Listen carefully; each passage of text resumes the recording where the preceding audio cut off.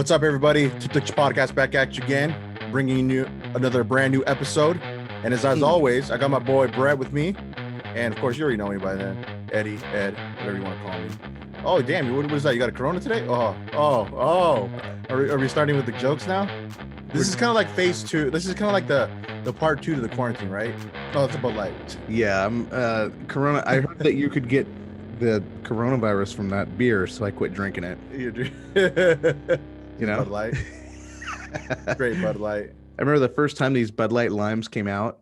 I don't know. I didn't know what to think about them at first, but then they kind of grew on me. So there was like one summer, I think it was 2008, 2009 or whatever. It was like the whole summer I just drank them.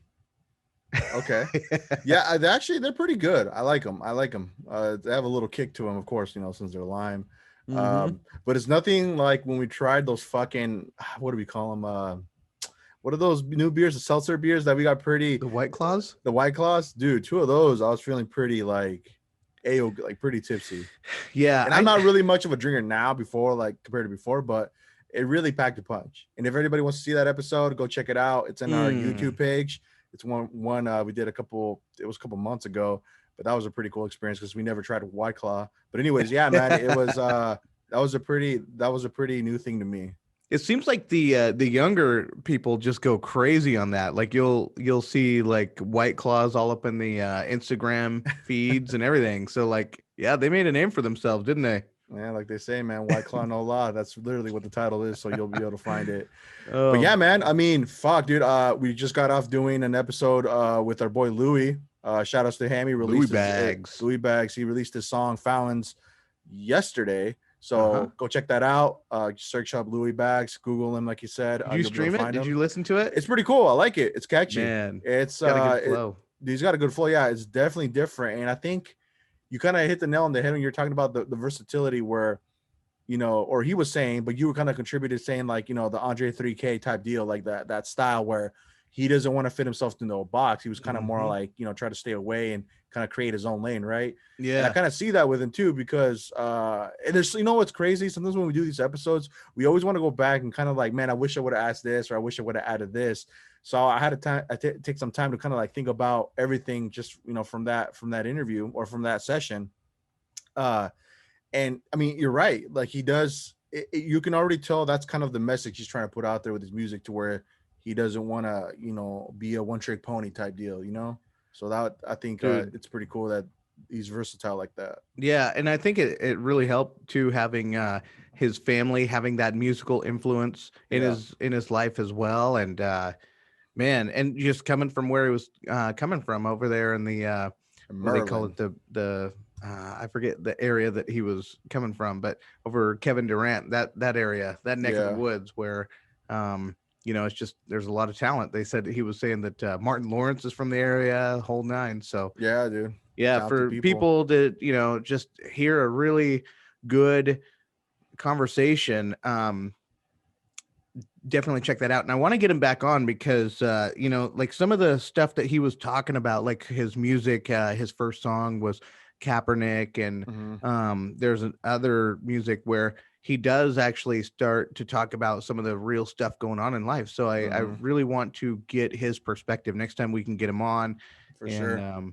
Just to see, because the country is super divided, and I don't ever want to go balls deep into a new guest. That was his time, his hour to kind of shine and let everyone know. But definitely next time we have him on, I want to ask more questions about his music. I've been listening to it, and just good, super talented. Just it was super awesome that we got to cross paths with him. So Louis Bags, thank you for getting on here and doing your thing. You are doing your thing, and so glad that we got to be a part of that. For sure. So dude, Thanksgiving's just around the corner. But aside from that, now we kind of were dealing with I would want to call it kind of like the second part to the quarantine, where we thought it was over. We're like, all right, we're smooth sailing from there. But back then, which I would want to say it was kind of before summertime, almost summertime-ish, they were talking about how this could already push into the end of the year. So here we are towards the end of the year. We're November, December, and it's 2021, right? Yep. Now we're going into this different phase too, where we're talking about how coronavirus spikes. I mean, coronavirus cases are spiking. So, I mean, dude, I mean, what do you think about that, bro? I mean, I was kind of, I wasn't really surprised, but I was just kind of more in the thought of like, well, we've been through this before, like, and people are kind of creating this panic again, kind of like if it was the first time. Yeah. People buying out fucking people out there buying toilet paper and all this other stuff, and we got to think to ourselves too, man. There's other. I kind of think about the older folks that kind of need it too. You know what I'm saying? Hmm. I don't really want to be selfish at that point to where I'm gonna, buy as much as I can and just say fuck the rest. But I get it, being in that survival mode and mentality, I can understand, or I can kind of, see from that point of view too. But I don't know, man. I mean, what do you think, bro? Like, do you think people are kind of getting too carried away with it and just kind of, running for the hills too fucking, fast without thinking? Or, I mean, what are your Yeah. I thoughts, mean, man? it's crazy because this thing has been in our country since what? The first official documented case that it was at the end of January, but there's stories that it went all the way back into the fall and winter of 2019. Yeah, And so anyway, I'm looking at like you have Gavin Newsom right now that is sort of the laughing stock and also the ire of people in his state. The laughing stock because he's getting mocked for placing a 10 o'clock curfew on yeah, the state, and mhm. as if you can't get COVID, know, until the nighttime, until Right. that's when the all the ghouls are out. So and then you have also a lot of businesses that are directly impacted that if they were already struggling, now you're just going to make it worse. And here we are, we're Yeah. going right into the holiday season, Black Yep. Friday. Hmm. A lot of money is being spent. So if you're a business owner, you're a small business owner, you are probably sweating bullets, and you're probably thinking of a California exit plan if you haven't already, but it's too late if you haven't. So, but also we've had a year, almost a year, to have addressed this thing. Yeah. Um and so one thing I sort of feel is that both sides have been wrong. I feel like the left, they are going crazy. They're doing the Gavin Newsom route where they're canceling they're canceling schools, they're canceling, and what their side ignores is the fact that abuse, substance abuse, child abuse, sexual abuse, many things have skyrocketed during that time. And anytime they implement that type of thing, we're seeing rise of suicides. So we are meant to be social. We have to be social. And I think that there's a way to do this. Now, if you look at the right side of things, and if you go to states like South Dakota, Florida, you have this whole notion that this thing is fake. It's all man-made. It's Hmm. all new world order stuff, and they're just trying to groom you to be a sheep for their new thing that they want to implement. So but what they are completely ignoring is the fact that people really are dying from this thing. They really are getting sick. And guess what? This thing is so brand new.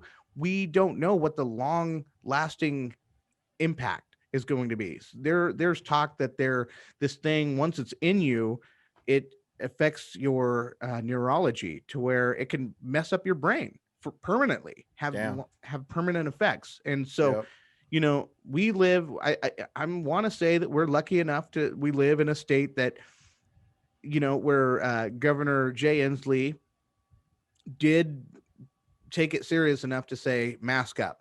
And people can say that masks don't work. I get it. I get it. They don't work if you're sick. I will say that they don't work if you're sick. And that's why you still see people getting sick. That's Hmm. why, you and I, we can go to work and we're all wearing masks, but guess what? We're still getting COVID. There's people daily getting COVID. It's a contagious little bugger. And, Hmm. when I was sick with what I had, I came to work sick, but I mean, I had symptoms. I didn't know there was no COVID thing at that time, but I Yeah. got 4 or 5 people sick. with whatever I had. So so but if you look at it, the younger people aren't dying. So if this were me, if I were the governor of a state, I would say, okay, here's what we're gonna do. We're not canceling school. We gotta get our kids. Now, if your kids are in a home where there's elderly, there's many people that have grandmas that live in the home, or maybe their grandmas or a babysitter or whatever, elderly people watch. So that's what we need to start looking at. People with underlying conditions, we need to protect them. But at the same time, we need to allow our society to be able to continue to run and continue to function as normal, or I mean, as normal as we can be. Yeah. But we got to be in restaurants. We got to be supporting these small businesses, and we can do it in a safe way. We can do it. We don't have to do it in this way where the sky is falling, everything has to go online, you didn't give anybody any opportunity, and now people are going bankrupt left and right. So that you when you come at it so harsh, of course, it's going to give people doubt. It's going to plant that seed of doubt in people's minds where they're going, well, is there a bigger thing going on? Is there something else we should be worried about? Are you trying to do something? Is there a big plan? And of course, paranoia runs deep in this country, whether you're on both sides. It doesn't matter what side you're on. If you voted for Hillary in 2016, you swore to God that Russia and Putin got Trump in. And now, if you're a Trump voter, you're swearing to God that these voting machines are rigged and are set up for, you know what I mean? So both sides are completely paranoid, and they're both trying to pretend that the other side is paranoid. And now you have both of those perspectives in the middle of a pandemic. What did you think was going to happen? Yeah, it's wild, dude. Like you said, we're at a time of the year where, Thanksgiving, Black Friday shopping, Christmas. I mean, dude, and that's kind of another thing I definitely want to do. I mean, we've talked about this off air, doing something in the realms of Christmas around Christmas time on our behalf to just kind of help out just a few selected people. Let's just put it that way, and we'll talk about that more here Mhm. on as we go into December. But overall, man, yeah, small businesses, man, like for everybody out there shopping at these big, gigantic, like Walmart, Target, Amazon, of course, that's the big one. I mean, think about the small shops, man. Like, there's one thing that I've seen around on social media, like mainly on Instagram, like a lot of these big like influencers or whatever they may be with like a huge following.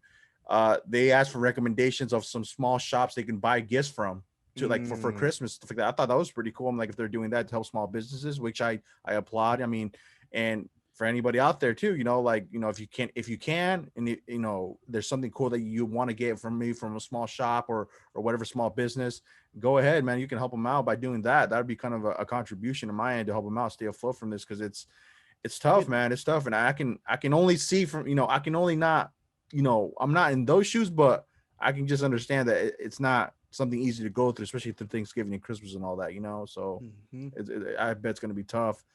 But yeah, man, it's I just thought from the beginning that it was gonna last this whole year, and it's crazy because at first I didn't think it was gonna be like that, but the more and more I started seeing just us being so unprepared, or so, I guess you could say, disorganized, and I would think that we would have everything kind of buckled down to where, all right, let's ride this wave out. If we're gonna take precautions for the next couple weeks, cool, and then we can ride it out and Mhm. and make it, I guess, the home base come 2021.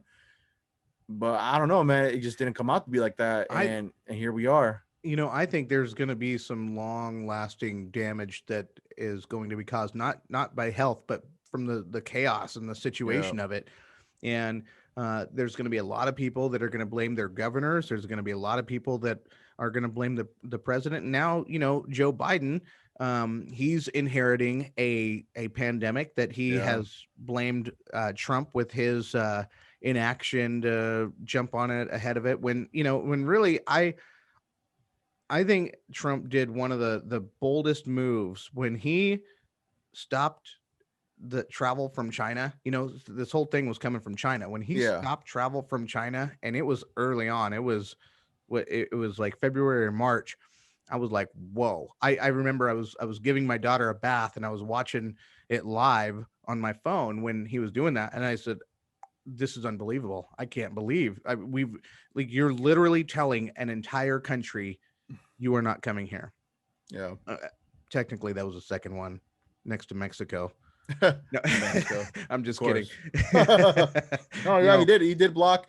Was it Mexico that put a stop from U.S. people coming over to Mexico? I think it was vice versa, well, right? so it was people from like Central America, Mm, Guatemala, Ecuador that were coming up through Mexico, and he was that's the whole thing is that they were using this caravan and saying human gotcha, human gotcha. rights, and he was they were claiming asylum, and he was not allowing it. He's like, you know asking the Mexican government for help. And, there were some things that he did that were completely unprecedented. Normally, but the situation itself was unprecedented as well. I mean, yeah, I don't think that you've got to be able to have some sort of way. And I don't want to go into that so much.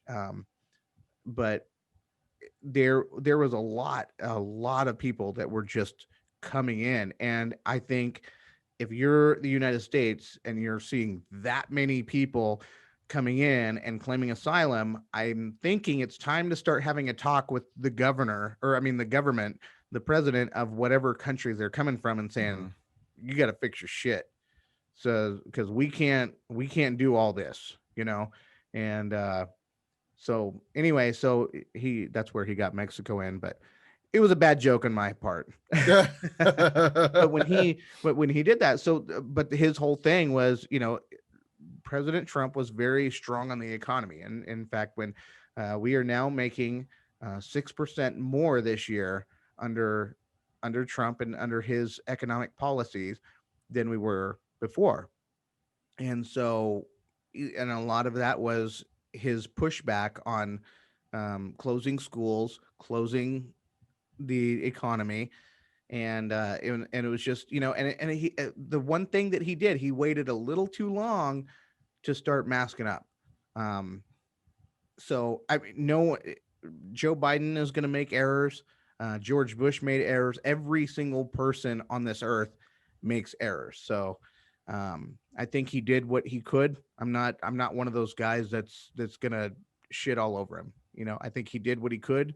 Um, I was even when Bush when he all of a sudden decided to go to Iraq. That's when I you know, started to question him a little bit, and that's when I sort of fell off with him. I quit. I couldn't support Bush after he went into Iraq because it was all based on lies. And even at the time, I was like, and maybe it was because I'd studied that when I was younger. I'd studied that part of the Middle East, and I understood that Saddam Hussein was completely against um, Bin Laden. They were not the same at all. They couldn't stand each other, and I knew that. So then all of a sudden, when I'm hearing George Bush telling the country that he has intelligence telling him that they have weapons of mass destruction in Iraq, I'm going, okay, but even if they do, they're not using it on us. Yeah. If anything, they're using it on Al Qaeda. People of those. But anyway, that's when I quit supporting George Bush. Was when he did that. I'm going. There's no way I can support that. Yeah, man. I mean, everybody's gonna like I said, they're gonna do some things that, of course, that we're not gonna agree with, and they're gonna drop the ball hands down. I mean, nobody's perfect, and of course, President of the United States goes with that too. So, I mean, it Mhm. is what it is at that point. But it's getting crazy out there, man. I mean, we were just playing a little Fortnite before we got on this session, and our boy Scott, shout out Scott, he was he was telling us that in Canada, man, people were getting mugged for those brand new PS4 or PS5s and those Xbox Series X's. And I That's mean, people are insane. hungry out there, man. I mean, they got to do what they got to do. And I mean, unfortunately, sometimes it comes in a bad way, but it sucks, man. I mean, like I said, Canada, people, though. I yeah, mean, Canada of all. you would think that. I mean, all I've ever heard about Canadians is how polite they are. Now they're nice people. When I went so, down there, so, they're pretty cool do people. you think it's more of like, sir, I need your Xbox. No, it's Sure, just mine. hand it over. Yeah, I need it though. And do you think that's how a mugging goes It's on in like a Canada? it's like a polite mugging. Yeah, It's not like, like hey, here at gunpoint. Give me give the me fucking that. Xbox. I need that Xbox. No, it's mine. Give it to me. I said, okay. You just hand it over and just walk away. Give it Not to even run, just walk away. Man, That's I crazy. remember when we were drinking in Montana back, we were pretty close to the Canadian border, so we always had the Canadians come down Mhm. and How and far they was the border fish. from there? It was about 60 minutes, but Oh, not far. yeah, but they like to come down and hang out and hang out, hang out. Drink our beer and go out with our women, huh? Yeah, they like to drink our American beer and date our American women.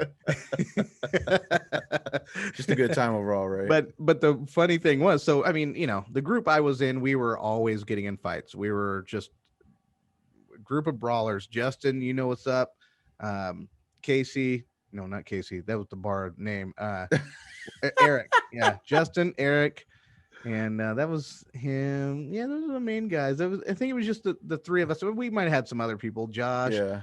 all that. But the Canadians would come down, and they were funny, dude, because they knew they couldn't get in fights. So we didn't realize this. We didn't realize that, they get in fights. They can't. They get banned from the country, right? They Yeah. aren't allowed. So of course we're getting drunk, we're getting, and we know that a fight's about to break out. So they'll egg you on. They'll egg you on because they want to see the fights. They'll Oh never man. partake in the fights, but they want to Front row egg it on. seats. They're like, "Oh man, what did he just say? Did he just say that? Oh my gosh, oh my gosh, you just say that? Did you just hear how he was talking about you? You What is sound he more talking Irish than about?" Canadian. Yeah, I don't know. I'm trying to do Canadian. But we get the idea. I mean, we Yeah, get the picture. yeah. So then you're just like, no way, he did not say that. Yeah, he said that about your mother. And so they just got to watch a show, watch a bunch of dumb Americans, dumb drunk. Beer, Like, women, and a life free fight. yeah, and then this is entertainment for them, out there in That's Alberta. crazy. Alberta. Yeah, man. No, man, shit is getting crazy out there. For everybody, just be safe out there. Just follow proper procedure. Just wear your mask if you can. Hand sanitizer, all that jazz. Wash your hands. The common stuff. I mean, I know it sucks wearing a mask and all that, but it ain't that bad. But we kind of want to go back to what you were saying too, Brett. If you're wearing that motherfucker beneath your fucking nose, just don't wear it at all. Like, it's kind of stupid. It's like, Yeah, it's like sagging almost. You have a belt, but you sag still. Don't wear the fucking belt, man. Just let it ride. You know what I'm saying? Like, it's just kind of stupid. That's my opinion. I mean, you like call it for whatever you want to call it, but it's like plugging the seatbelt in behind your back. Exactly. Quits digging No, on you. putting the seatbelt over you and then sliding the other side around you. It's not gonna hold you if you're on fucking impact. You know what I'm saying? So it's kind of like that. But yeah, man, just do us a favor. Just do everybody else a favor. Put Yeah, it that way, right? it's crazy. Yeah, I get I hear it all the time too. We wear gloves all the time, and Yeah. if anyone's not wearing a mask or whatever, I don't say anything. I let people live how they want to live. I'm not involved, whatever. I'm not no snitch, but You're but the street code. I found out, and I don't know if it's still active. But Jay Inslee in Washington, did you know that we have a snitch line in this state? I've heard something about that. Yeah. Dude, okay. So I went to the actual site. Oh man. And what What'd he you doesn't find? tell you, what Jay Inslee doesn't tell you, is that if you snitch, your name is on there, your name and your complaint and your phone number and your email address. So if you want to dox somebody, right? If you want to, it's so easy to just go right to the snitch site. You can download the Excel file. And then, dude, and I wanted to download it just because I kept seeing the same name. Like there was like, it was just like the old lady that had nothing to do but snitch on her neighbors. And it was a lot. I was reading through these comments, and these all took place in like May.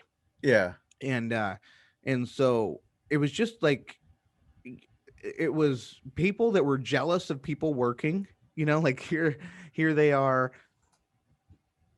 maybe at home, or maybe they're going to a business and whatever, but it was a lot of jealousy, and it was a lot of petty stuff. And I'm like, this is how it goes down. This is how it ends, is we have this snitch line, and so, but they didn't even know. Oh, except for some people that did know.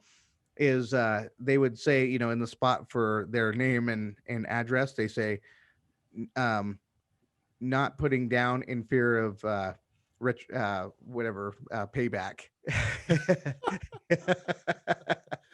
Wow. Oh That's man, crazy. So it's still going on. It's still an active thing. People the are site low is active key, still. pulling names out there. Yeah. Yeah. And I talk to my neighbors. I never wear a mask in my neighborhood. All the kids, we were all out playing today, and I let the kids just play, and, the moms, the dads, nobody cares. I mean, Hmm. I think everybody in our neck of the woods, they're just like, hey man, if you're not showing any symptoms, and I know we're going to hear the people, oh, asymptomatic. Yeah, we're taking that chance. We're not having, and if all of a sudden we find out our daughter does get sick, we take the precautions, just like people in 1918 did under the Spanish flu. I'm sure they it just what this thing has showed me is that we are not as far advanced as as we want to think we are, just because Hmm. we have internet and big tech. All that is just controlling how much we see and we don't see. We're just exposed to more. But as far as the science and the technology to kill off a virus or to squash a pandemic, it's not there. We don't have that yet. We haven't figured it out. And guess what? There's no guarantee that whatever vaccine that they're going to come out with is going to stay current enough before this thing mutates. So, you know what I mean? The flu is always mutating. The cold is always mutating. It's a virus. It sticks with you. It's a constant battle with your body.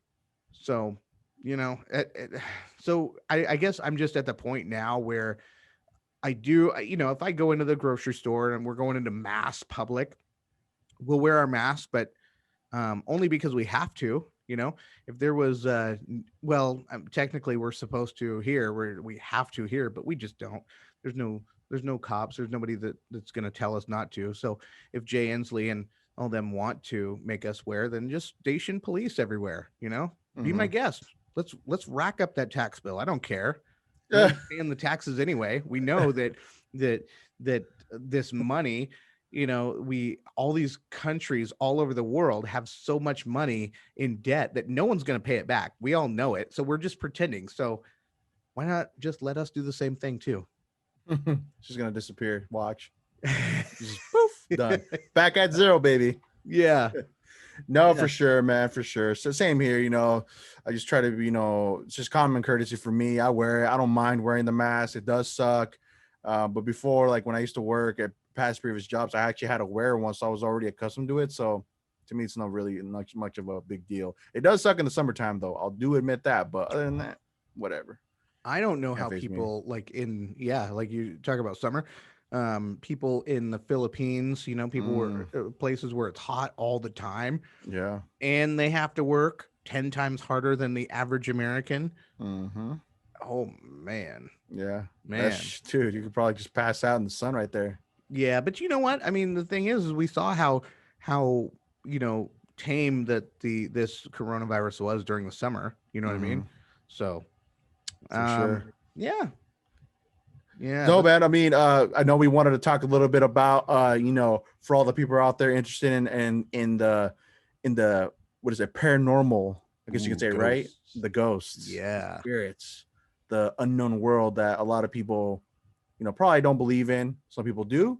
I myself, I could say, I never experienced anything. Well, actually, I have. I have, mm, and I was gonna say I haven't, but it was a long time ago. But I'll get to that in a bit. But yeah, man, we were just kind of the reason why this came up, right? And the reason why I wanted to talk to everybody here on the pod, um, was because your wifey posted a video, no, a video or a yeah. post It's in regards to your daughter Izzy talking to a little girl up by the bathroom or something in the like that, bathroom. Yeah. in the bathroom, and I was like, whoa, what? So immediately for me, when I saw that, I think I instantly text you, and you're like, we got to talk about this on the pod, just because it'll be a good little story, just to Yeah. share to the people. But I mean, so what was going on? Because for me, my automatic assumption is like, it's kind of creepy. Like if that is truly the case, but then again, it's like, you know, she's a child. She's probably like maybe like you were saying, or like I assumed right off the bat, probably playing like with her toys or something. I don't know, but I'm like, I need to get at the bottom of this. And I talked to my boy Brett about this, and here we are. So Brett, fill us in. So Is there any okay, paranormal activity? Do we need to go in there and bless the house, bring a the pasture through, throw the what is it, the holy water and everything? mm, well, when we bought the house in 2016, we did have it blessed, and Oh, really? the Did pastor you did really? come, and not on some Catholic shit. Oh, That's on a whole new level. We just sat in a circle and prayed. oh god. We- Oh, that's funny. Right off the gate. Oh, I love it. Okay, okay. Keep going. Keep going. so anyway, I don't think the prayers have wore off yet, but Yeah. all of a sudden, my wife, she sends me a text the other day and she's Yeah. like, "Hey, what is this about Isabella having a new friend in the bathroom?" And I'm like, "What?" And she's telling me that there's this girl that she talks to in the bathroom at night. And What? and I'm like, so okay, so there's two things going on right now. Okay, So okay. me Let's hear it. first, the Let's hear thing it. I'm like, what is going on? Like I'm Yeah. kind of scared, and I'm like, Did oh it freak God. you out though? Like when you read it the first time without thinking about it, like letting Yes, it I did process not through. like the sound of it at all. I'm Okay, like, okay. she's talking to a girl in the bathroom. And of course, I've seen so many scary movies. I've seen these, documentaries on the Mm-hmm. paranormal. And one of my buddies is a paranormal investigator. And I get him on, but Yeah. I've sort of lost contact with him. But I'd love to get him on and share some of his stories For sure. I'm because down for that. he Definitely. We'll certainly we'll have is. that as a future episode for sure. That'd be a good Yeah, one. yeah, yeah. He certainly is someone that believes it. He says that in this part of Washington, he goes, dude, you got a lot of Satan worshipers in your neck of the woods, just so you know. Whoa. Yeah, yeah. So he says there's some dark spirits that reside on this side of the state. I gotta wear my onion fucking necklace. I gotta have a Jesus piece, gold baby with diamonds though. I gotta floss. Yeah. But yeah, man, no, that's crazy. That is wild. I ain't never heard. We could call it a statistic that there's a lot of the, quote devil worshippers here in the Pacific That's Northwest. That's wild. yeah, it's apparently a thing, and Damn, that's crazy. so I'm going back to this thing and I'm like, okay. I said, I texted her back. I said, hey, Yeah, yeah, yeah. I'll put some eyes on her, at night. And I said, I know she's been staying up. She's been staying up all night, all Okay. night. And I heard her in the bathroom talking, I hear her. I'm like, but I'm like, when I'm, listening to her, I can hear her playing both voices. It's not like she's talking to someone and then someone's talking to her and she's listening. Mm-hmm. Like when I'm talking, you're listening. Yeah, yeah. She was playing both voices. So then Interesting. as I started to think about it, I'm like, yeah. So anyway, so I decided, okay, I'm just gonna watch her. I'm gonna because I take melatonin before I go to bed, and just so I can get some sleep. But I decided not to. I'm like, nope, I'm just gonna stay up. So anyway, she ends up in the bathroom again, turns on her light, hides. She does it. What she does is she knows I'm sleeping and she doesn't want to bother me. Mm-hmm. And so Okay. she's doing that, but she wants to play and she just got a wild imagination. So I could hear her just playing with her toys. And I'm like listening for another girl, like a Mm-hmm. little girl in there. Nope, nope, oh, nope, nope, nope. We're good. Nothing. And ever since Okay, okay, then, nothing's okay. happened. So I can say that we are safe. There are no poltergeists, there are no No spirits, there spirits, are no nothing. paranormal, Good ghost, to hear. anything activity going on in this house. That's good, man. That's good. Want to hear this? Your what is that? Evil spirit free, all that. We're past Halloween. As far as Maybe I it's a know. Halloween thing. Maybe I don't know. Hopefully, just it goes away. You're good, man. Ooh. Yeah, but here's the thing. Like do, I'm a little bit weird, and I'm probably gonna. I don't know. I do believe in a good and an evil spirit type Mm-hmm. thing going on. Like I believe that there are things going on. Like I can't see Wi-Fi, but I know it's there, and I feel like there are battles going on right before our eyes, right all around us, and we can't even see it. But I think we're influenced by it. I think there's so much chaos going on in the world Yeah. that I think there is some sort of um thing going on, and I know it's not a popular thing and whatever. I don't care. It's just what I believe. I think that, when I see someone and they've just got kind of a bad kind of spirit to them, I'm like, I'm staying away from that guy.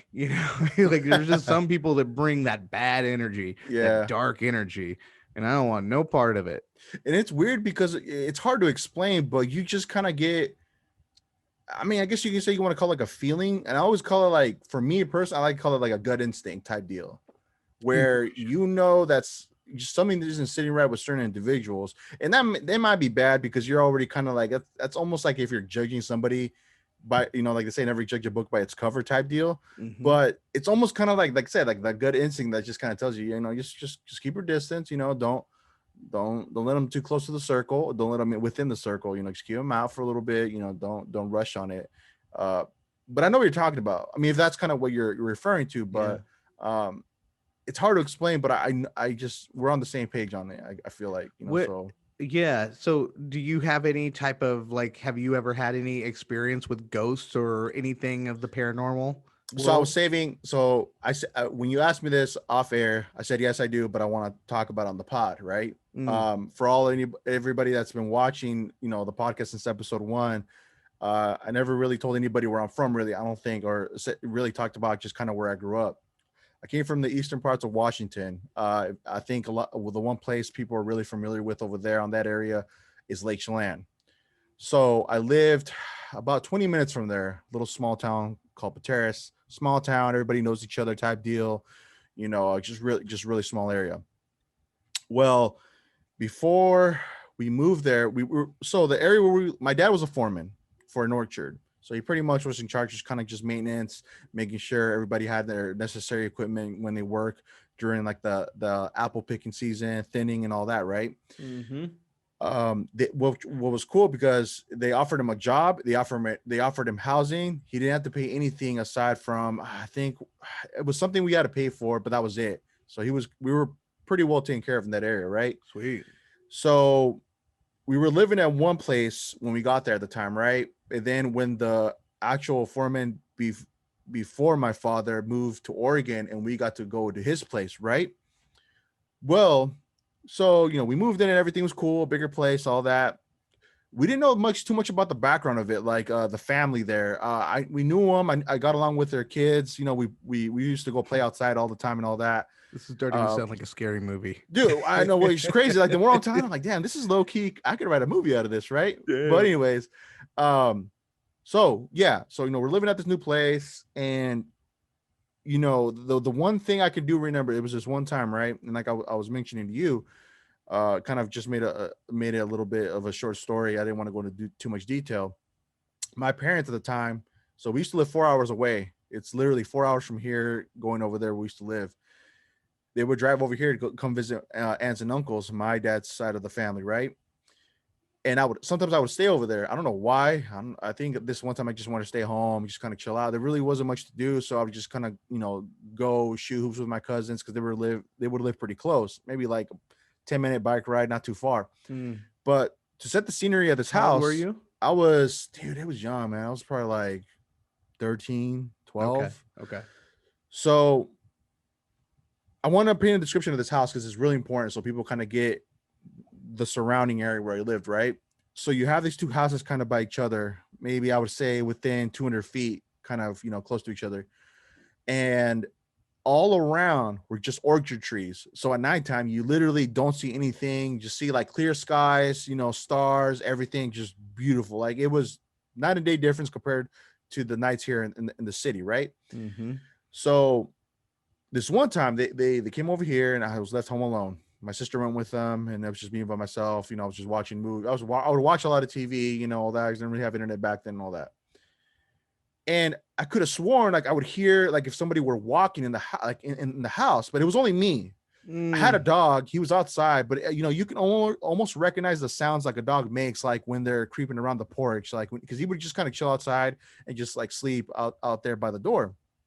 So I felt kind of safe. I guess you could say I had some kind of sense of security with him being there. He was a Rottweiler, R.I.P. to my dog Pongo, man's mm, best friend. Um, mm.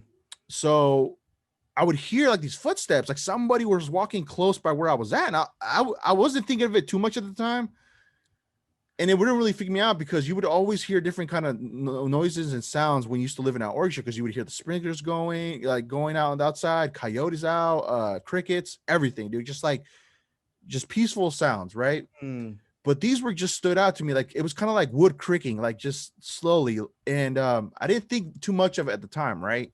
Well, one day me and my parents were just kind of eating at the table, and we were just talking about kind of like the back in the days type deal stories, right? And my dad brought up the fact that he's like, yeah, I don't know how this came up, but he was talking about how the foreman that was there before us, his mother died in that house. Mm. I didn't know that. So the footsteps, did it sound like it could have been a female or a I male? don't know, but it was pretty like to where it was pretty convincing, like somebody was there, like Wow. somebody was there, like not just me. Like were You they know, wearing it shoes or uh I could bare it was feet? almost like if you were kind of wearing like just no shoes on, just with your socks or whatever, Mm. kind of just like slowly walking. And I was hearing it more than just at one specific moment, and that's what was crazy, because when I went to bed, I had a TV in my room too, and I was kind of just watching with the volume a little bit low, because um I'm not gonna lie, I got a little paranoid, like a little bit. Yeah. And my dog was there, so like I said, I wasn't really feeling as like scared or nothing like that. And I also had the next door neighbors in case something really went down or whatever. But yeah, man, that was like the one time I could say that really, when I think about it, it was like, damn. But there was Wow. like a spirit there. I was so in like denial, or too much of a kid to even really Did kind you of ever like think about it. You know what I'm saying? Yeah. Yeah. Did you ever put any more thought into it as the years went by or Not really. Just after when my dad told me that, I kind of like started wondering, like, well, like, isn't, because at the time, like I said, I wasn't really too much focused into the paranormal and all that, right. but it kind of got the wheel spinning. Like, that's it's like kind of just scary, weird, just get this like weird vibe, kind of type deal. So, but yeah, that was the one moment or the one time where I feel like I had something, I guess, an experience you would want to say, but Man. it I was that gotta one time. I really hope we can get my boy Brian Rodriguez in here. And I don't know if he's still a paranormal hunter or what, but he Yeah. has some crazy stories. And I think it's awesome to hear them because, like it's one of those things where I'm always skeptical of things, right, that I haven't seen. But if I can open my mind up enough and let someone think, like, some people, yeah, they've got reasons to lie or whatever. Mhm. But when you know someone and you're like, no, actually, this is the stuff that I'm seeing and whatever. And I and then you hear the people that are debunkering and whatever. So Yeah. everybody has their role, I think, right? Mhm. but but I think there are things that happen. Like I'll tell you a story about mine that Let's hear it. Let's hear it. that when I was a kid, I swore that I had a guardian angel. Like, Mhm. because there were 3 times in my life where I was staring death in the face and I lived every time unscathed. And I'm like, I finally just accepted the fact that I probably have got a guardian angel. There's something keeping me from getting killed or badly, Damn. Okay. So I Sounds a was little more living in Lewiston, serious. Idaho the first time, Mhm. and I was my ritual, right? I would go out and would open a pudding, a butterscotch pudding, and I would Oh yeah, those always are sit good. on the front porch and eat it. Same time, whatever, same place, everything. So then this particular day, something just nudged me to say, you know what? I think today I'm going to eat on the back porch instead. And so I'm eating my pudding on the back porch and I hear this big crash, right? Just a big, but it sounded more like my mom might have slipped in the tub, Mhm. right? And so I instantly like, oh my gosh, I got to see if my mom's okay. And so I went in the house and I knocked on the bathroom door, and I'm like, "Hey, are you okay?" And she says, "Yeah, I'm okay." I said, "Okay, I heard a loud noise, and I thought you might have, fallen or whatever." I'm Yeah. probably like 9 or 10 at this time, I think it was 9. And so anyway, so then we get out of the house. We're going to Albertsons, to get some groceries. And when we Nice. opened the Albertsons. door, my mom goes, "Oh my God." And I'm behind her, and I look at the front, at our front yard, and the roof on the front of our house that was holding over this house was built in the year 1900, and this is Okay. probably the year 1992 or 93, Okay. and solid structure just crashed straight down and then rolled into the front yard. Holy shit. And I was like, I could have died. Dude, you would have been all we would see is a butterscotch pudding right next to the thing with your hand sticking out. Oh my I'm God. I would fucking have been, joking, yeah, dude. I'd have I'm been, fucking kidding. I'm glad. I uh, mean, that didn't I'd have happen. been Obviously, dusted. damn, RIP. Yeah. I wouldn't have known you, nothing. The Tip Tick podcast wouldn't be here what it is today, baby. But we're Man. here. Don't worry. Guardian Yeah. Angel, wherever you are, thank you.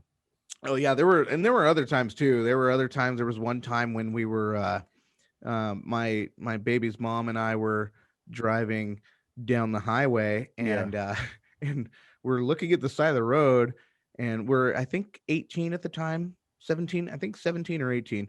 High school And we look at the lovers. side of the road, and the sheriff had a group of kids from our high school pulled over, and we're Hmm. kind of clowning them, like, "Oh, look, they're speeding, busted. That'll be fun to make fun of him on Monday." But then I'm looking back on my road, and we're on the highway, Yeah. and we're, the speed limit's 60. um I'm going 70, and I see this light, like, it looks like headlights that are in my lane Yeah. coming right at me, and I'm like, the cop's right there, so it can't possibly be a car in my lane coming. But then, all of a sudden reality's starting to set in. Oh God, this is so, oh God, oh God, and then I just steer. I had a 1988 Chevy Beretta. I remember that. My dad had one of those. Yeah. Yeah. Nice. I blew that engine. Um, and I turn as hard to the left as I could, right? And Yeah. it's an old Trans Am coming right at me in my lane.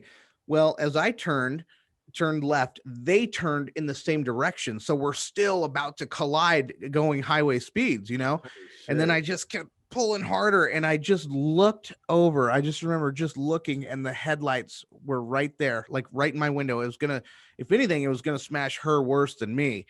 But I just kept committed to that turn, and then they eventually turned and they straightened it out. And so I get on the other side of the highway. I'm now on the other side of the highway where you would pull over on the shoulder.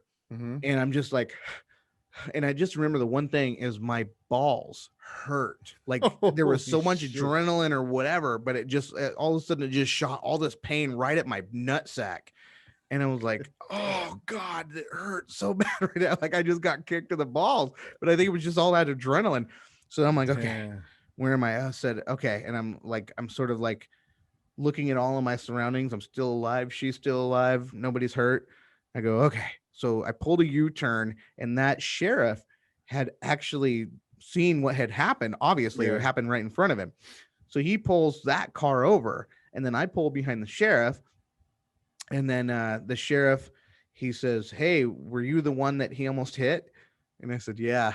And long story short, basically, this guy, it was gonna go to court, but this cop had all of that on footage. So if I would have died right there, again, the whole world would have seen me die. You know what I Damn. mean? On those cop shows that show all those Yeah. DUIs. So he was a DUI. He had just gotten released from prison. His wife was sober, and he wouldn't let her drive. And they had their 1-year-old kid in the back. So it's like the wife came to pick him up from the bar, Yeah. and he's like, "Get over, bitch," or whatever he Jesus, was man. saying. Yeah. And then he takes over the car and then drives it, and he ended up back in prison. And I didn't even have to go to court or anything. So Fuck, man. that was that. And then there was another time where I was completely stupid and tried to do some stupid stuff in my truck, and should have easily got smashed by a semi. But You're just somehow, an some adrenaline way. junkie, man. Yeah. Just if we're counting cat lives, there's 3 right there. There's 3 right there. Ugh. We need to just chill out, man. Let's not do anything crazy. Let's just I mellow do. out. I chill it with a skillet now. I'm just Chill like with a skillet. totally low key. This is nothing paranormal related, but I want to recount the story because for some reason, while you were telling me those 2 crazy, life death scenarios, there was this one time back in the motherlands in Mexico. The motherland. The motherlands. This was around when I was 12 years old. I can remember precisely 12. Yes, 12, because that was the last time I went, I think 12 or 13. They have bullfights there, right? You're aware of that, bullfights and all Nice. that. Yeah, El Toro. So los toros. So I went there, right? Because so in the town where my parents are from, you're pretty much, it was kind of like, my parents trusted me going out to the town, to the center of the town.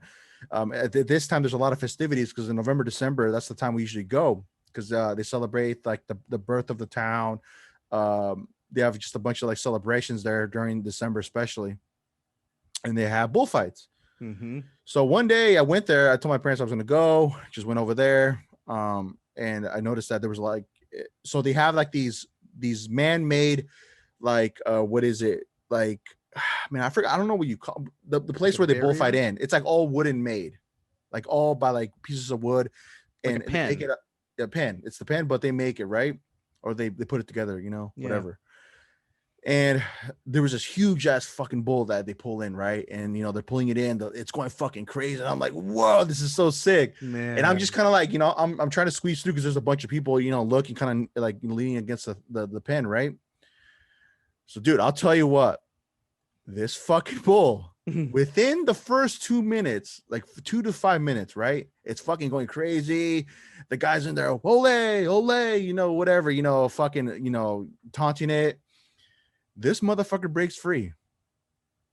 It busts through the fucking wood. Oh no. Dude, I'm telling you what, I've never ran so fast in my fucking life. Oh. Because it was kind of close to by where I was at, and it was like looking where it wanted to go. Oh. I'm like, hell to the no. No way. I fucking booked it. I fucking ran. I forgot where I hid, but I fucking ran. And like I hid by like these little tents because there's a lot of little like posts they have there that they sell like different kind of like clothing, food, and all that. I hid, dude. I fucking just slid and I hid, and this thing just fucking, they had to have people go after it because it's just running loose, fucking crazy.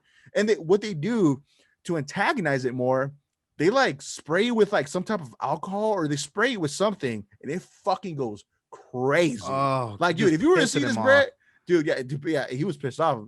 I mean, he like broke 2,000-pound bull. Dude, huge fucking horns. I mean, it gives me nightmares thinking about it. Like that's like one of the scariest moments of my life where I knew like if that fucking thing comes after me, I'm fucked.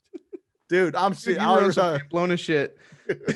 that was a crazy story. That one's like I haven't really told. I don't even ever told my wife that one, but it came to mind. We were just talking about life and death, and I just felt like that was the one time where I knew if that fucking thing speared me once, I was gone, dude. My body would have been stuck on it, dude. And then flicked. You ever see those videos where they flick the bodies? Seen that happen. I've seen that happen firsthand, bro. Like flip motherfuckers in the air. I've seen it. No, I've seen some crazy shit when I was younger, bro. Like in Mexico, I'll tell you what. It's like when they say to separate the boys from the men. Yeah. The shit that kids would do over there, Brett, next level shit. I'm talking about like throwing fireworks at each other every day, like just getting into fucking like firework wars, like throwing shit at each other. We used to do that. No, but this was like, Brett, these things are fucking like bombs. Like this thing would like blow your fucking like your body, like half your torso off. Like crazy shit. And I mean, dude, so many memories, but so much fun. I mean, that's like true fucking like actual fun when you're a kid. You know what I'm saying? That's the stuff that I've noticed about this country is we've really just gotten super soft and we've gotten so far on the safety tip that you've really like destroyed a lot of those things that made like danger is what made it fun to be a man, like you just get on some crazy. I remember in Montana, we were it was this small town called Hungry Horse, and it was okay. You know how I got my neck blown up a couple years back from a mortar round, right? That So was nuts. that That was was the fucking worst thing. crazy. That It was was like that type of shit. I thought that was going to happen to me in Montana. But in Montana, we would do that same thing where there was the Highway 2. There was highway that went through the city of Hungry Horse. And so people would get on both sides of the highway and they would shoot fireworks at each other. Like Roman candles, Yeah. whistlers, and all that kind of stuff. We ain't on that Mexican tip. But the police would stand there and Oh man. so there was a gas station there, and that's literally the only reason the police were there was to make sure nobody was shooting fireworks and nobody was getting around the gas station. But it was like they couldn't. I don't know if they just couldn't control the crowd or they just accepted it, like, yeah, this is just what we do. we're, we're on that Montana tip. um and so they did all that, and I was always amazed that I never got hurt doing that. And then here I am, family man, and then all of a sudden I take a mortar to the neck. And I It's didn't like even we go at to the least expect hospital. it. That's fun. Ah, I remember that. That was crazy. You showed me the gnarly scar that thing left. I was yeah, like, dude, dude, I you're a was in man. You took shock. that thing like a champ, So dude. I was so stupid for not going to the hospital. I was so stupid just because, all of a sudden that thing fell over, and, my daughter was just like, Dad. And that's all she could say. And then I just look over, to see what she's talking about. And I just felt this pain that I've never felt before. It felt like someone just sucker punched me and immediately lit me on fire. That's exactly what it felt Damn, like. dude. And I was like, wow. So then, so now I'm like, my ego's kicked in, right? And I just told her, I said, well, and I mean, I'm looking down and like, I'm on fire. I have to put myself out still. My shirt's blown up and there's blood all over. There's gunpowder. I can smell gunpowder. I can smell burning flesh, burning hair, but I'm like, my main goal at that very moment was just to let my daughter know that, hey, it looks like it hurts. I felt like I was fire Marshal Bill, you know, like, yeah, it looks like it hurts, but your old man ain't crying, is he? It was just like, why am I even thinking about that right now? I'm literally on fire. I just took a war mortar wound or a war mortar round to the neck, you That's know, fucking nuts, man. and yeah. And then I got home and I just told my wife, I go to Walmart and get all the medical stuff you can find, anything that can help a burn wound, and I'll start taking care of myself, And so I kept pushing all of the bandages on that, and then like every hour I would take them off and reapply new ones because those bandages were taking all the gunpowder out of my skin, out of Yeah. the wound and all that. And so I knew I had to do it, but it was like, I was about to fall asleep. It was about like 2 a.m. And I'm like, what if I don't wake up? What if there's like an internal wound and I didn't know, Jesus and then Christ. I still just fell asleep. I would almost kind of imagine you being that type too when you get home. You just fucking take a swig, you take a swig of vodka, and then you pour it on your neck, and you just take another swig to fucking like numb the pain, like, "Ugh." Yeah. You Yeah. know?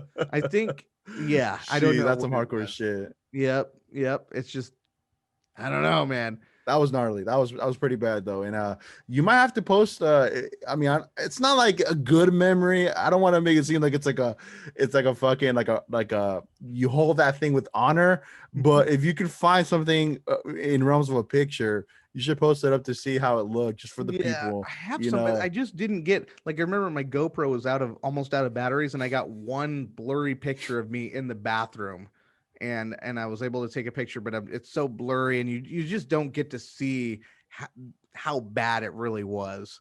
It was But bad. I'll tell you. For people, it man, was bad. It was bad. No, man, some crazy shit, man. But I feel like that's almost similar to like maybe not exactly getting hit to the fucking neck, but that's the type of shit too. Like, obviously you were saying as you're when you're this stuff you would experience kind of like if you were a kid, right? Like growing yes, up.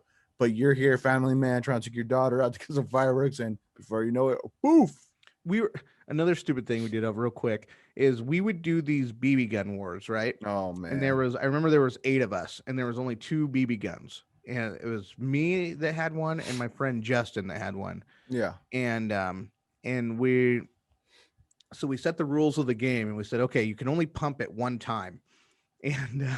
And so and then after you shoot somebody, you have to give up your gun, right? And then give somebody else on your team a gun. So I got on some thing where I was one of the guys that didn't have a gun, right? And so my friend Justin was running, so I grabbed him, and I grabbed him around the neck, and he was my hostage. And so the guy on his team decided to shoot anyway and ended up shooting Justin. So I pushed him down on the ground and ran the other way. Don't shoot me! Don't shoot me! He just ran, booked it. Homeboy took one to the face.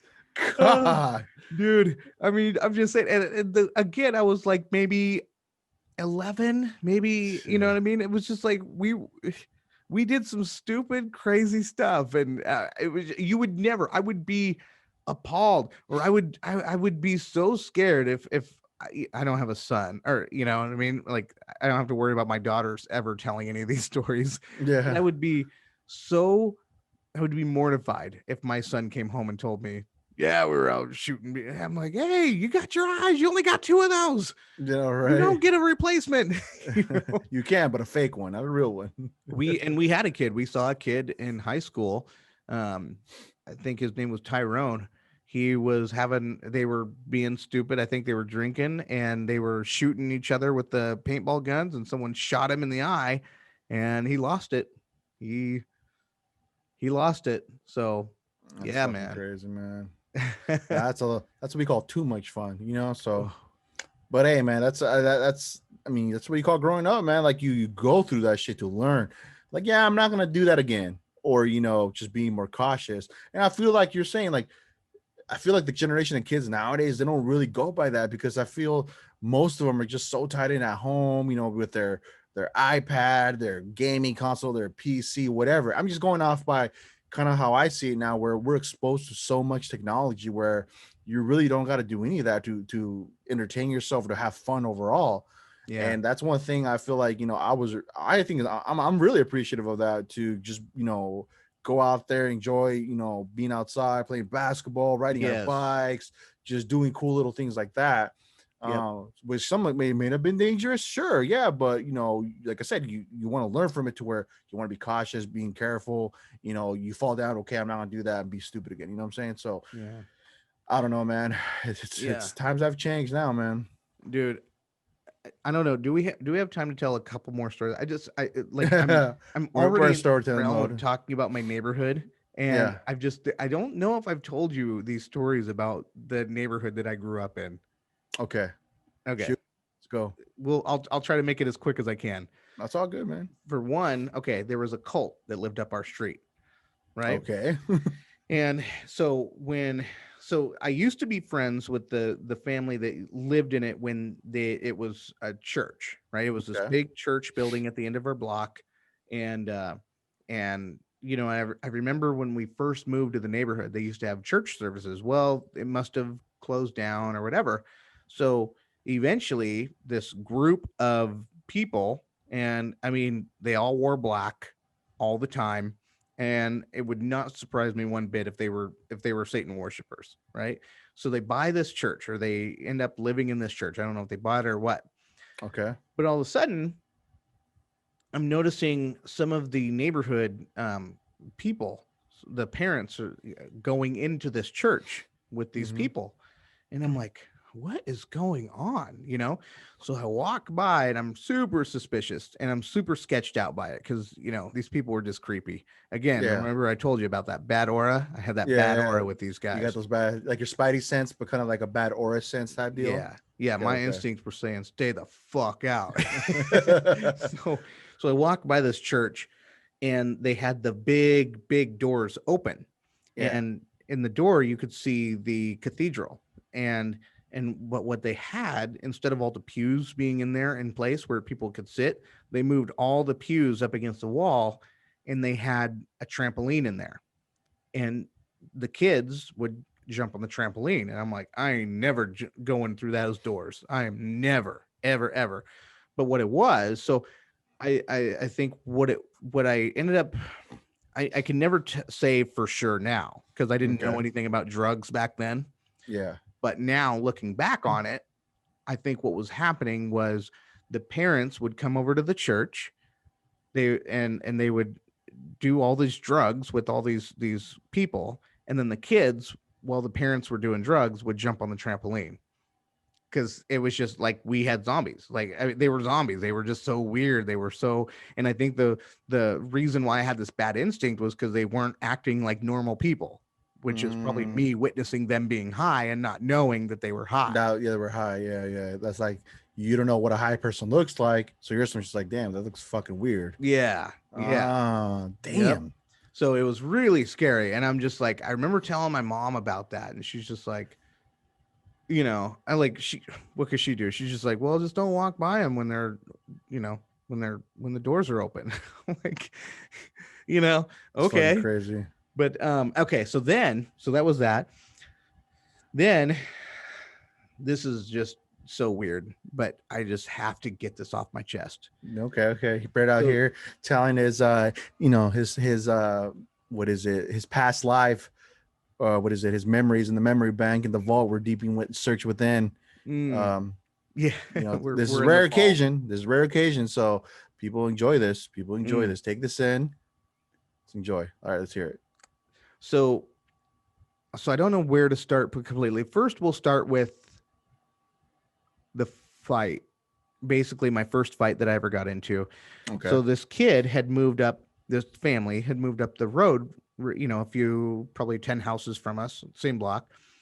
And, and my mom, she was one of those people that always watched those forensic files, America's Most Wanted, crime, unsolved mysteries, all those kind of things. So she loved watching all those things. Right. Well, and then we find out that the family, this new family living up the road from us, the kid, he was my age, my grade, went to the same school. His dad had shot 2 people in the back with a Tech-9. And the story behind it was the Nina? Yeah. The story is the dad used to be a sheriff, a Nez Perce County sheriff in Idaho, and somehow, some way got into meth, started dabbling in meth. And then his daughter was 16. She was a runaway and ended up on this compound with these 2 child molesters. And so these 2 child molesters, it was like, they were like, I want to say 59 and 61-year-old. They were old, right? But they kept her on this compound, on their compound.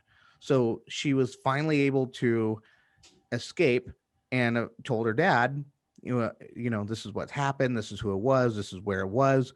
So instead of calling the cops, he took matters in his own hands and went directly to the compound and blasted them, killed them both. So now he's in jail. Yeah, like he's like just a few blocks from us. Our house was only just a few blocks away from his jail cell. And so so my mom just felt like this kid needed all this attention and needed, all this love and all this. And so, my jealousy kicked in because she wasn't giving any of that attention to me. She looked at me like she was pissed off that I was even around, which really was the case. I mean, the only reason I'm around is so she could have the other brothers, it's just, that's why we don't talk. She just, we agreed that I'm the one that she didn't want and I go my own way. But at the time, I needed a mom, right? And so I was really jealous of the fact that she was giving all this time to him and not me. So I told him one day, stop hanging out with my mom, because they were like playing magic cards and all that. Yeah. So finally, this kid, this 8th grader, I was in 7th grade at the time, this 8th grader says, hey, Brett, today you're going to fight him. So the kid was walking with 2 of his friends, and then I had the 8th grader with me, and he sets up the fight. He says it's going to be behind this store. The store was at the time called Mighty Mart, and they had Mighty Mouse as their little character. And I threw the first punch, and I just remember there was blood everywhere, and I just kept swinging and swinging to the point where his friend grabbed a pallet, ripped a board off. There was a nail in it, and kept swinging it at me. And the 8th grader was like, don't do it, because he was big. He was a big kid. He could take us all 3 if he wanted, or all 4 if he wanted. So anyway, so finally the eighth grader, he says, okay, Brett, the fight's over. We're done.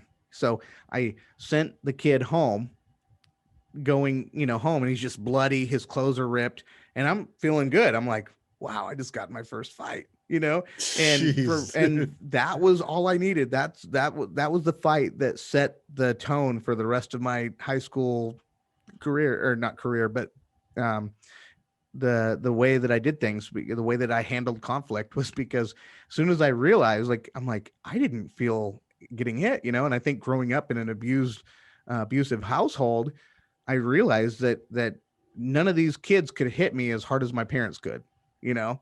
And so that's when I realized, okay, I can't feel pain. So anyway, so I got in so much trouble when my mom found out that I beat this kid up. She's like, telling me about his dad, and could be facing years in prison, and why should he have to worry about his son getting beat up in the streets? And yeah, Yeah, so it was pretty crazy. And I that do was feel pretty. bad, like, now that I'm, I understand everything that was going on and whatever. I would never, like, it's bad that I did that. I wish I wouldn't have, but I didn't know any better back then. So and You anyway, know? oh, Do you know what? Do you have any like update on the kid himself, like where he's at now today, nope, currently? nope. And I'm not even curious to find out. I wouldn't. I think only because if my dad's facing years in prison, the dad got years. I mean, he'll die in prison. Um, I know that would be a hard one for me to do. So, I'm not about to. I'm not. I don't know. And I, there's nothing in me that's ever compelled me to reach out to him or anything. Hmm. Of course, I'm nobody. I mean, you know what I mean. Like if I was someone super famous, and all of a sudden I know he's like, oh yeah, I saw you, I talked to you, I listened to your podcast, whatever, whatever. Then we can handle it on that level. But I'm nobody. It was just a memory from growing up. Yeah, memory from Mickey, probably him getting stitches, man. Damn, Man, well, I mean, that's crazy. that's the thing. So then, okay, so same household. This is just, again, this, I just want people to understand. I might, if I seem a little weird, like, this is my upbringing. This is what made me. This is what I was around. I didn't have normal people raise me. This is the stuff that I had to witness. So my mom was dating this guy, and his brother was a bounty hunter. And so the same kid that I beat up, Yeah. apparently his mom was dating some guy who had a warrant out for his arrest. So Mm. they used my mom to get in, and give them intel to know when she was going to be there, when the guy was going to be there, the whole layout of the house. And so my mom's just like cold snitching on this supposed to be her friend, Yeah, yeah, right? yeah. Just cold snitching this lady out. And just giving, and I remember they had this 1995 Toyota pickup. And so my mom, I don't know if my mom got in. I think my mom stayed home, but her her boyfriend and his brother, and then they brought a couple of other bounty hunters with them. They got in the back of the pickup, and they had a canopy, and they Mhm. drove up the street into the driveway, all came out, broke into the house, or no, maybe knocked on the door. As soon as they opened the door, all four of them rushed in the house to get this guy and to arrest him. And I'm just like, this is excessive. Like that. That does not look right. No. And then, when I found out that, like, my mom had done all this stuff, and I'm like, but you're supposed to be her friend. Why would you do that? Why would you like rat your own friend out? And, like, Yeah. that's crazy. So they, not long after that, they moved. And, yeah, it was some of the craziest stuff. Like, I just remember just watching how excited these guys were, um, busting, making their bust, getting their bounty on this criminal, on this outlaw, Yeah. and I was like, what a life. That's weird, so weird to me. And then, maybe a year later, the brother, my mom's husband's brother, got in a DUI, killed a 19-year-old while he was drinking and driving, ran a red light and just plowed into this girl, killed her right on the spot, right on the scene, and fled the scene, left a whole thing of fluid, from the scene of the accident all the way to his front yard. He just parked in the front yard, and that's when the cops found him all passed out and laid out in his thing. And I saw him get sentenced to life in prison without parole. So, The shit you've seen, that was, and man. I was 12 when that happened. Yeah. Yeah. Yeah. Exposed to a lot of that shit, bro. I mean, I feel like some people, I don't know, for some people, I guess they can't really absorb all that and kind of just, move on with it. I mean, I feel like sometimes, like some people do face some psychological effect, you know what I'm saying? Because you expose so much of that stuff at a young age, like your mind kind of just starts, I don't know, like I'm sure it has its negative effects somehow, some way, but I think it's just every individual's so different, I don't know Mhm. how they can attain to that and just, live life. Yeah. I think I just always just told myself it wasn't real, like this is not real life. I always told myself this is not real life. This is this craziness can't happen to just one person. One person cannot go through this amount of craziness and chaos. I mean, the stuff that I remember one time my mom answered, there was a drunk man that lived across the street from us, and he came over to ask my mom out for a date, and she answered the door with a hammer in her hand and told Whoa. him, get away from me, don't ever talk to me, leave me alone. And he's just like looking at her like, dang lady, I was just asking for a drink. Jeez. Oh, and then Talk watching my about a mom get rejection right locked up there. for smacking a dude. I mean, just it was crazy. My whole life was just chaos. And finally, I think that's why I ran. That's why I have nothing to do with any of my family. I just ran as far as I could and cut all ties with anyone in my family. So it'll be pretty easy to quarantine and social distance from them this Thanksgiving.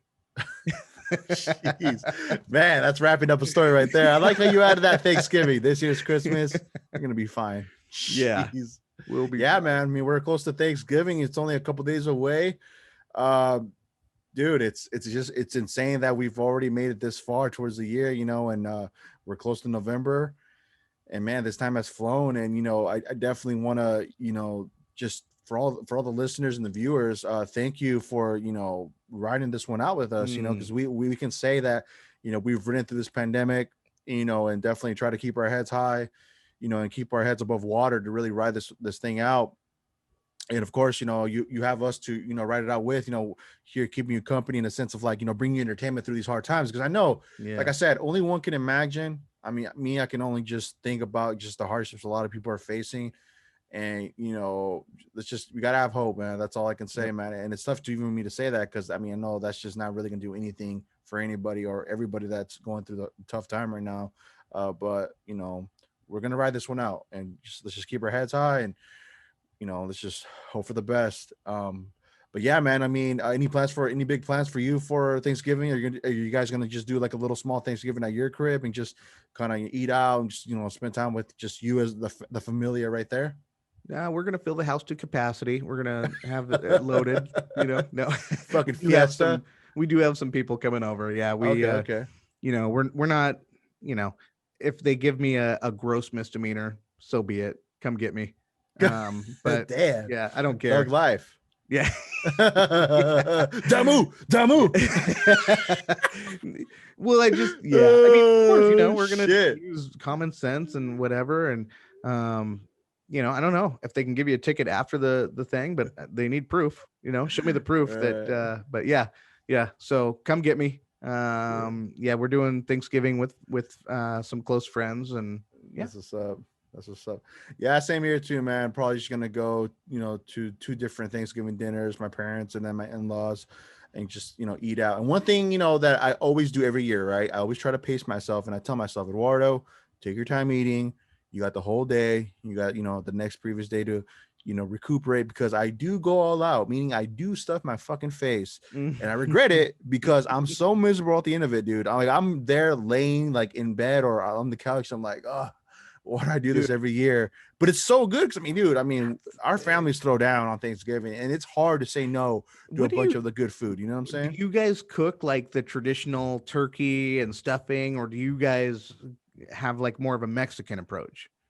What do you It's guys? kind of a hybrid. And my mom, she's more of the full Mexican fucking dishes, pozole, tamales, all that stuff, all that good stuff. So, because she's made turkey before, but I mean, I gotta keep it a thou wow. We're not really big turkey eaters. We're more of a beef, chicken type deal. So, it's a hybrid really. So but Yeah. overall, man, it's good food. At my in-laws, they do the turkey, they do the stuffing, they do the mashed potatoes, they do the macaroni, the macaroni salad. Dude, I mean, I get the best of both worlds, just put it that way, man. So Dude. but overall, it's Yeah, but I want to get down on your mom's level, man. Get some of those. hey, wait, tell you what, man, I'll make sure if she does make some, I'll save some for you and I'll bring some over, man. Yeah. For Oh sure. yeah. Hey, Yeah. shout out. Yeah, for sure. But yeah, brother, I mean, we've had a good sesh today. I think we definitely shared some good stories, some paranormal stories with the people, on our fucking spooky shit. And we definitely went. I feel like we did a little more of a, how do you say, therapy session there with me and you, Brett, kind of releasing those stories you wanted to talk about a little bit. And no, but it's cool to hear that, man. It's cool to hear that because like you said, it's important for the people to kind of get a good picture kind of your upbringing. And as for me too, Yeah. because I haven't really said too much about kind of my background and, kind of where I was raised, where I was born at, all that stuff. But as the podcast goes and goes, I'll definitely start, just talking a little bit more about myself because I mean, we definitely just want to get to the topics. We definitely want to get to talking to these, wonderful people we meet along the way Mhm. and, talk about their stories because like I said, with the podcast itself, we want to be diverse with it, but at the same time we definitely want the audience to know who we are, who are the people behind the Tip Right. Touch. That's what So adds the character to the show, I think. exactly. If people know, the more they know about us, then the more it explains the interaction, the type of interaction we have with our Yeah, guests. for sure, for sure.